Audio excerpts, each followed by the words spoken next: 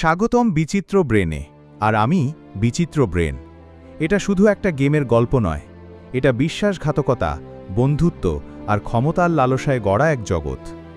আজকে আমরা হারিয়ে যাব 1930-এর দশকের সেই অপরাধের নগরীতে, যেখানে প্রতিটি গলিতে লুকিয়ে আছে রহস্য আর প্রতিটি বন্ধুত্বের আড়ালেও লুকিয়ে আছে বিপদ। তাহলে বসে পড়ো আর চোখ কান খোলা রাখো। শুরু হচ্ছে মাফিয়া ডেফিনেটিভ এডিশনের গল্প, একদম গল্পের মতো করে, শুধু বিচিত্র ব্রেনে। লস্ট হেভেন একটা বড় শহর, কিন্তু ঠান্ডা আর নিষ্ঠুর। টমি অ্যাঞ্জেলো সাদাসিধে ট্যাক্সি ড্রাইভার, নিজের মতো করে দিন গুজরান করে। রাতের অন্ধকারে ক্লান্ত মুখ, হাতে সস্তা সিগারেট, ভাবছে আর কত দিন এভাবে। হঠাৎই রাতের শহর ফিরে আসে গুলির শব্দ। দুজন অচেনা লোক ছুটে এসে ও ট্যাক্সিতে উঠে পড়ে, চোখে ভয় আর রাগের মিশল। চালাও তাড়াতাড়ি! টমি প্রথমে ঘাবড়ে যায়, কিন্তু চালক হিসেবে অভ্যেস অনুযায়ী গিয়ার পাল্টায়, এক ঝটকায় গাড়ি ছুটিয়ে দেয়। শহরের আঁকাবাঁকা রাস্তায় তাড়া করছে প্রতিদ্বন্দ্বী গ্যাং ডন মোরেলোর লোকেরা। টমির গায়ের ঘাম ঠান্ডা হচ্ছে না, হাত কাঁপছে, তবু চালিয়ে যায়, আর কোনো মতে বাঁচে। সেই রাতেই অচেনা অন্ধকার এক দরজা খুলে যায় ওর সামনে। টমি ওদের প্রাণে বাঁচায়। ওরা ছিল ডন স্যালিয়েরির মানুষ। স্যালিয়েরি টমিকে ট্যাক্সির ক্ষতিপূরণ দিতে চায় আর দেয় এক কাজ এর অফার। কিন্তু টমি তখনও অপরাধের রাস্তায় পা রাখতে চায়নি। মোরেলোর গুন্ডারা টমির ওপর হামলা চালায়, ওকে মারধর করে, ট্যাক্সি গুড়িয়ে দেয়। পলি আর স্যাম টমিকে ডন স্যালিয়েরির কাছে নিয়ে যায়। ডন বলে, প্রতিশোধ নাও, মোরেল্লোর গাড়ি ভেঙে দাও। প্রতিশোধের আগুনে টমি রাজি হয়, আর সেদিনই ও ঢুকে পড়ে অপরাধের দুনিয়ায়। স্যালিয়েরির নিয়ম ছিল স্পষ্ট: গালি নয়, ড্রাগ নয়, পুলিশের ঝামেলা নয়, আর নিঃশর্ত আনুগত্য। টমি এখন পলি আর স্যামের সাথে শহরের দোকানদারদের কাছ থেকে টাকা তোলার কাজ করে। ইউজিনের দোকানে গিয়ে দেখে পলি ইউজিনের ভাগ্নেকে নির্মমভাবে পিটাচ্ছে। প্রথমবার টমির মনে হয় এই জীবনটা কতটা অন্ধকার, কতটা নৃশংস। বিলস মোটেলে টাকা তুলতে গিয়ে মোরেল্লোর ছদ্মবেশী লোকেরা হামলা চালায়। স্যাম গুরুতর আহত হয়। টমি লড়ে আর স্যামকে প্রাণে বাঁচায়। সেই দিন টমি বোঝে এই জগৎ মানেই মৃত্যু, রক্ত আর আতঙ্ক। ডন একদিন টমিকে এক রেস ফিক্স করতে বলেন। টমি রাতের আধারে গিয়ে মোরেল্লোর লোক মার্টিন লেনবার্গের গাড়ি নষ্ট করে আসে। কিন্তু যেদিন রেস হয়, ডনের চালক চোট পায় আর টমিকেই গাড়ি চালাতে হয়। শ্বাস রুদ্ধকর সেই রেসে টমি জিতে যায়, ডনের সম্মান বাঁচায়, আর স্যালিয়েরির জন্য জিতে আনে বিশাল টাকা। বারে কাজ করা লুইজির মেয়ে সারাকে রাস্তায় উত্ত্যক্ত করে কিছু গুন্ডা। টমি ওকে রক্ষা করে, নিজে আহত হয়। স্যালিয়েরি ওদের খুঁজে বের করে শিক্ষা দিতে বলে। টমি আর পলি মিলে ওদের নির্মমভাবে শাস্তি দেয়। মোরেল্লোর সাথে হাত মেলায় বলে কোরলেওন হোটেল ধ্বংস করার জন্য টমিকে পাঠানো হয়। আর মিশেল নামে এক মেয়েকে মেরে ফেলতে বলা হয়, যে তথ্য ফাঁস করছে। কিন্তু টমির মন তখনও পুরোপুরি মরে যায়নি। টমি মিশেলকে সতর্ক করে এবং তাকে শহর ছেড়ে চলে যেতে সাহায্য করে। গ্যালো নামে একজন গুন্ডার শেষকৃত্যে, যাকে তারা আগেই হত্যা করেছিল, স্যামকে বেঁচে থাকা সমস্ত সাক্ষীকে মেরে ফেলার জন্য যায়। শেষকৃত্যের অনুষ্ঠানে টমি নিজে উপস্থিত হন এবং সেখানে মোরেল্লোর লোকজনের সাথে বন্দুকযুদ্ধে জড়িয়ে পড়েন। এতে তিনি সাক্ষীকে এবং আরও বেশ কিছু জনকে হত্যা করেন। স্যালিয়েরির হিসাবরক্ষক ফ্র্যাঙ্ক কোলেটি নিখোঁজ হন এবং সন্দেহ করা হয় যে তিনি পুলিশের কাছে হিসাবের বইগুলো দিয়ে দিয়েছেন। স্যালিয়েরি টমিকে বইগুলো উদ্ধার করতে এবং প্রয়োজনে ফ্র্যাঙ্ককে হত্যা করতে নির্দেশ দেন। ফ্র্যাঙ্ক ব্যাখ্যা করেন যে মোরেল্লো এবং এফবিআই তাকে বাধ্য করেছিল। তিনি টমিকে একটা সেফটি ডিপোজিট বক্সের চাবি দেন, যেখানে বইগুলো ছিল। টমি ফ্র্যাঙ্ক এবং তার পরিবারকে পালাতে সাহায্য করেন, আর প্রমাণের বইগুলো ফেরত নিয়ে আসে।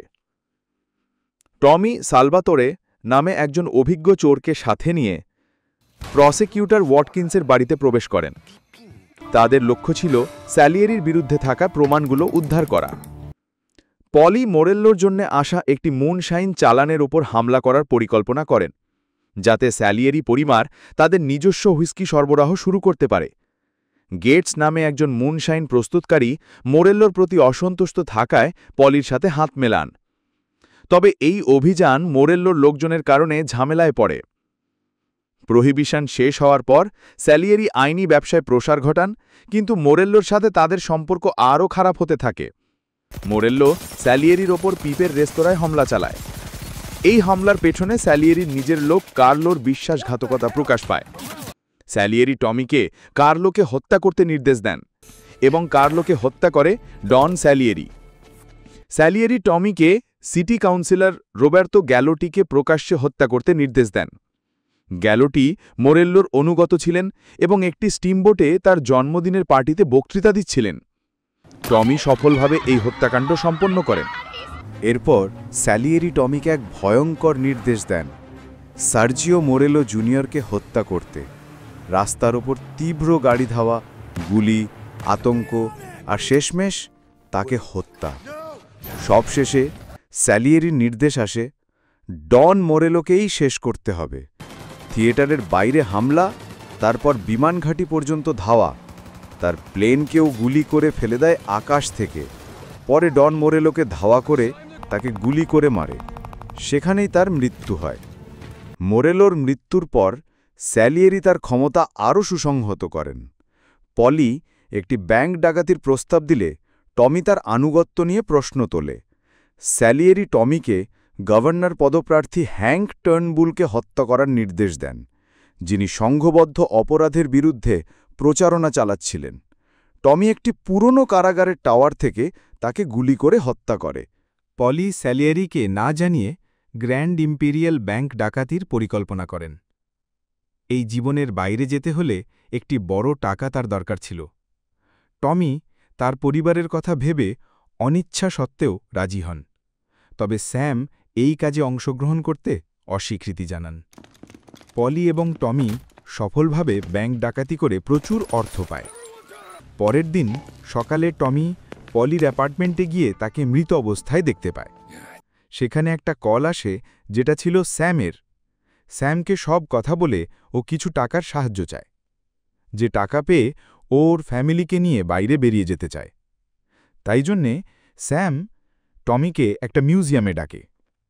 স্যাম সেখানে উপস্থিত হন এবং প্রকাশ করেন যে স্যালিয়েরি ব্যাংক ডাকাতি এবং ড্রাগসের ব্যাপারে জানতে পেরেছেন।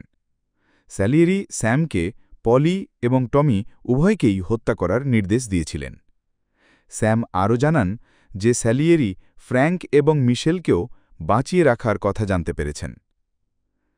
টমি স্যামের সাথে গুলি লড়াই শুরু হয় এবং অবশেষে স্যামকে টমি হত্যা করে। স্যামের মৃত্যুর পর টমি উপলব্ধি করেন যে তার পরিবারকে বাঁচাতে হলে তাকে এই জীবন থেকে বেরিয়ে আসতে হবে। তাই টমি গোয়েন্দা নরমানের সাথে দেখা করেন এবং তার স্ত্রী ও মেয়ের সুরক্ষার বিনিময়ে স্যালিয়েরির বিরুদ্ধে সাক্ষ্য দিতে রাজি হন। টমি সাক্ষ্য দেন, যার ফলে স্যালিয়েরির পতন হয়। টমি এবং তার পরিবারকে নতুন পরিচয় দিয়ে অন্যত্র সরিয়ে নেওয়া হয়। টমি ও বাকি সদস্যরা জেলে ৮ বছর কাটায়। জেল থেকে বার হবার পর টমি তার মেয়ের বিয়ে দেয়। স্যালিয়েরির বেঁচে থাকা লোকজনেরা টমিকে খুঁজে বের করে এবং তাকে হত্যা করে। তার শেষ ভাবনা ছিল পরিবারকে নিয়ে, যা তার জীবনে দুর্বলতা এবং শক্তি উভয়ই ছিল। টমি এর লাস্ট কথা, শেষে গিয়ে তুমি আসলে কিসের উপর ভরসা করতে পারো জানো? পরিবার। যখন তুমি তরুণ, তখন মনে হয় সব কিছু চাই, নাম, টাকা, ক্ষমতা। কিন্তু বয়স বাড়লে তুমি বুঝতে শেখো, সত্যি যেটা সবচেয়ে বেশি গুরুত্ব রাখে সেটা হলো পরিবার। এই ছিল আজকের গল্প। আশা করি ভালো লেগেছে। যদি পছন্দ হয়ে থাকে তাহলে লাইক আর শেয়ার করতে ভুলো না। আর হ্যাঁ, এমনই আরও রহস্যময়, নাটকীয় আর বিচিত্র সব গল্প পেতে বিচিত্র ব্রেন চ্যানেলটাকে সাবস্ক্রাইব করে পাশে থাকা ঘণ্টাটা বাজিয়ে দিও। পরের গল্পে আবার দেখা হবে। ততদিন পর্যন্ত ভালো থেকো, সুস্থ থেকো। আমি বিচিত্র ব্রেন।